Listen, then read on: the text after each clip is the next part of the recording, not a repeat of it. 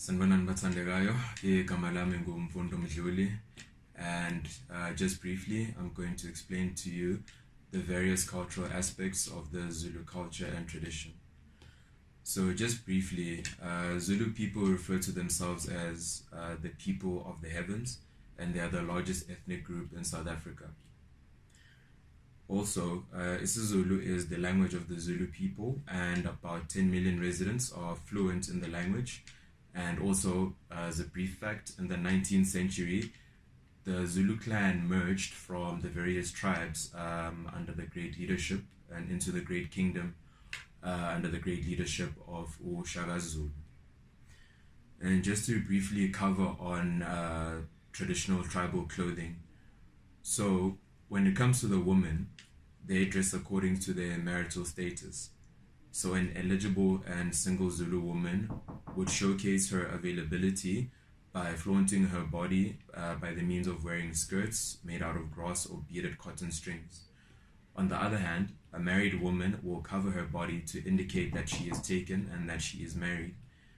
And an engaged Zulu woman will naturally grow her hair and cover her chest area with decorative cloth as a sign of respect to her in-laws. The traditional attire for men, on the other hand, is umqhele, also known as the warrior's headband, which they wear around their heads, amambata, to put over their shoulders, ibeshu, which acts as trousers and which is girded around the waist area, umqedo, which is used as underwear and to cover the genitalia, and imbadada, which is the operative footwear. So during a Zulu wedding, like most African traditional weddings, is very vibrant with colors, with music, with dancing, and more creativity to showcase the culture of the Zulu clan. There are other traditions when it comes to South African weddings, but Zulu weddings are among the most popular because of the vast population of the members of the Zulu clan. When a girl is ready for marriage, her father will arrange a coming out ceremony to introduce her to society and formally make her availability for marriage known to the society at large. And among the Zulus, the bride has the upper hand, in the sense that the bride goes and gets her groom, and once she has given her consent, the number of cattle that will be given to her father in exchange for her is negotiated between her family and the groom's family. Beaded jewelry is the language of love in isiZulu weddings. Brides-to-be will typically make 2 sets of bead necklaces in matching colors, one for herself and one for her groom-to-be. Their matching color-coded necklaces and bracelets will let everyone know that they are an item. Once a couple has decided to move forward with the marriage, they are allowed to spend some nights together, obviously with the permission of the senior girls in the bride's kraal, i.e. her village, as long as she remains a virgin. She will be periodically examined, of course, to make sure that she is still a virgin. And if she loses her virginity, the groom-to-be or his family will be required to pay a fine, which is known as inhlawulo, and the wedding ceremony will be carried out immediately. The groom will give cattle to the bride's family. The cattle serves as insurance in the event of his death or if he rejects her or leaves her unjustly. The cattle will be a source of financial support for her and any children that they may have or may have had. This is ilobola, also known as bride price, which also serves as a guarantee to the girl's father that he, being the groom or the husband-to-be, will take care of his daughter. On the day of the actual wedding, the bride is decorated with red and white orchard designs on her legs and arms. Bags of pebbles are tied to her ankles. These are primarily for their rhythmic effect during the dancing. She wears a veil made of beads and twisted fig leaves. Oxtail fringes are tied to her elbows and knees, and a goat's hair fringe is worn around her neck. She will also carry a miniature knife, an assegai, pointed up to symbolize her virginity. After the marriage is consummated, the knife will be pointed down. For a Zulu bride, marriage means disconnecting from her ancestral line of birth and joining her husband's ancestral lineage. This forms the basis of the ceremonial wedding dance competition, wherein a ritual antagonism between the family of the bride and the family of the groom takes place. The dance is actually the highlight of every Zulu wedding ceremony. At some point during the ceremony, the bride does a dance of her own during which she kicks her leg high in order to show her mother that she's a virgin.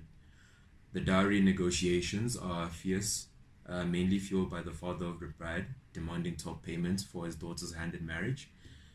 And eventually, the bride leaves her father's house with gifts in tow for a new husband's family after the successful conclusion of the negotiation. And over time, family relations between her family of origin and her new family do improve. And obviously, during the ceremony, after much feasting and being welcomed into a new home, the bride's mother-in-law rubs butterfat on the skin of a new daughter-in-law at the end of the ceremony.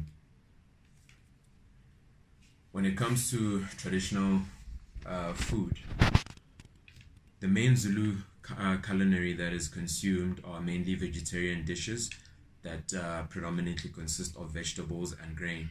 Starch is also a dietary supplement staple, and they take form in pap, porridge, and beer. Maize, pumpkins, and potatoes are common ingredients used to be added and consumed in traditional dishes.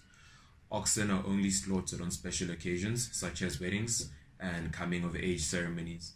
Traditional Zulus eat with wooden bowls and spoons. Before meals, hands are washed, and after meals, mouths are rinsed. And to briefly talk about Zulu warriors. So traditionally between Zulu warriors and disputes between men within the community have always been publicly addressed through the means of stick fighting.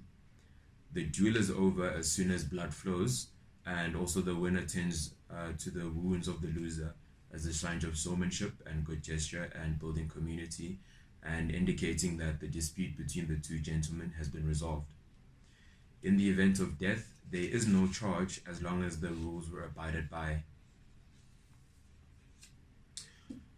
When it comes to Zulu religion or spirituality, particularly when it comes to the burials, like many cultures, the Zulu people believe that life doesn't end with death, but continues in the spiritual world. Death is seen as a person's deeper connection with all creation. Every person who dies within the Zulu tribe must be buried the traditional way.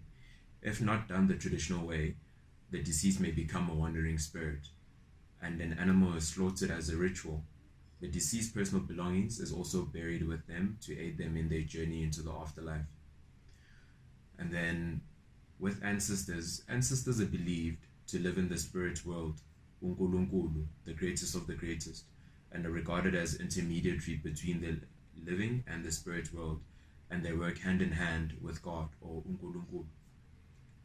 The Zulus' beliefs are formed around the presence of ancestral spirits known as Amadlozi or Abaphansi. Ancestors' presence comes in the forms of dreams, sometimes sickness, and sometimes snake.